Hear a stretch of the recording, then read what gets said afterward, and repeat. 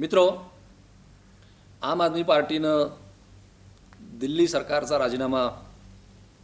एवढ्या लवकर का दिला असा प्रश्न अनेकांच्या मनात. परंतु सभागृहात बहुमत नसताना आणि माध्यम आणि अन्य राजकीय पक्षांच्याकडून आम आदमी पार्टीनं सरकार बनवण्याची जबाबदारी घ्यावी हा दबाव वाढत असताना, जनतेला सरकार हवं आहे आणि तुम्ही ती जबाबदारी घेतली पाहिजे अशा पद्धतीचा आग्रह आम आदमी पार्टीकडे होत असताना, दिल्लीतल्या जनतेला विचारून हे अल्पमतातलं सरकार बनवण्याचा निर्णय घेतला. हे अल्पमतातलं सरकार बनवत असताना काँग्रेससारख्या बेभरवशाच्या पक्षाच्या साथीनं हे सरकार बनणार आहे, त्याच्या आपल्या मर्यादा असणार आहेत, हे जनतेबरोबर संवाद साधून आपण जनतेला सांगितलं. पण जनतेचा आदेश असा होता की जोपर्यंत आम आदमी पक्ष आपल्या अजेंड्यावरती कायम राहून जनहिताची कामं करू शकतोय तोपर्यंत सरकार चालवा. आणि म्हणून दिल्लीतल्या सरकारनं 700 लिटर पाणी देण्याचा निर्णय असेल, वीज बिल 50% कमी करण्याचा निर्णय असेल,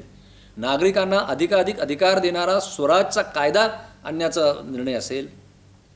किंवा राष्ट्रकुल खेळांच्या मधल्या भ्रष्टाचाराच्या संदर्भामध्ये तो भ्रष्टाचार शोधून काढण्यासाठीचे आदेश देण्याचा निर्णय असेल, किंवा त्याच वेळेला अंबानी समूहांना ज्या पद्धतीनं गॅसची दरवाढ या सरकारनं बेफाम पद्धतीनं दिली, ज्यामुळं जनता अधिक महागाईच्या संकटात ओढली जाणार आहे, त्या गॅस व्यवहाराच्या संदर्भामधला तपासणीचे आदेश देण्याचा निर्णय असेल, असे अनेक निर्णय आम आदमी पक्षानं केले. परंतु आम आदमी पक्षासाठी अत्यंत महत्त्वाचा असलेला जो विषय आहे जनलोकपाल कायदा,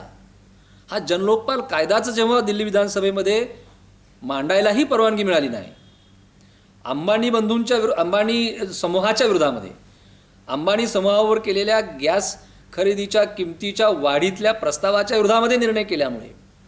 काँग्रेस आणि भाजप एकत्र आले आणि त्याने आम आदमी पक्षाचा जनलोकपाल कायदा मांडायलाही परवानगी नाकारली.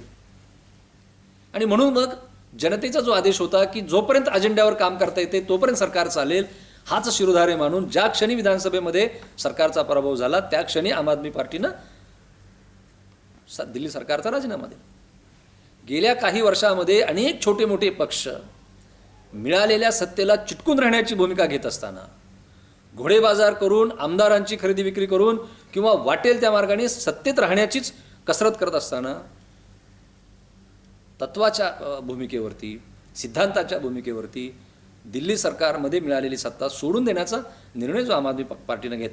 घेतला, त्याचं महत्त्व आपण कृपया लक्षात घ्यावं अशी माझी विनंती आहे.